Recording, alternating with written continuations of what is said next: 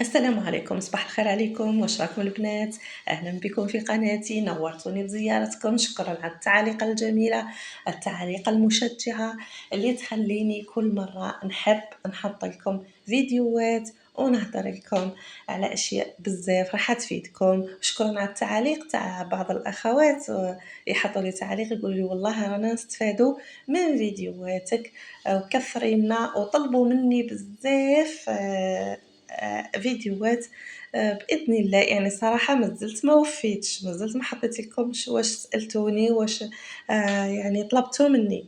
بإذن الله في الأيام القادمة رايحة نحط لكم هذا الفيديوهات اللي حبيتوهم، يعني بإذن الله نبحث، ورايحة بإذن الله راح نعطيكم رأيي ونصيحتي و وإن شاء الله نكون يعني حاجة جربتها نحكي لكم عليها كما عودتكم في القناة. إذا جربت حاجة راح نعطيكم رأيي فيها.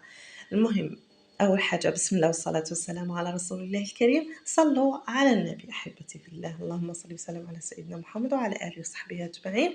بزاف أخوات حطوا لي كذلك تعليق، وينه شنو ناس اللي مليحة، اللي مليحة.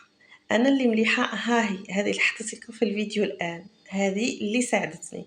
اللي حابين يشوفوا أنا حطيت عليها فيديو قديم، اسمه ناس هذه حطيت عليها فيديو قديم وهدرت لكم عليها وقداش من نوع جربت، لكن هذه الأحسن منهم. هذه ريحتها خفيفة، اللي ما تحبش الريحة القاوية هذه ريحتها خفيفة، ريحتها خفيفة وتمد نتيجة ترطب ومليحة لبشرة الوجه ومليحة للجسم ككل، واليدين والرجلين وكعب القدم كل شيء مليحة وتمد نتيجة.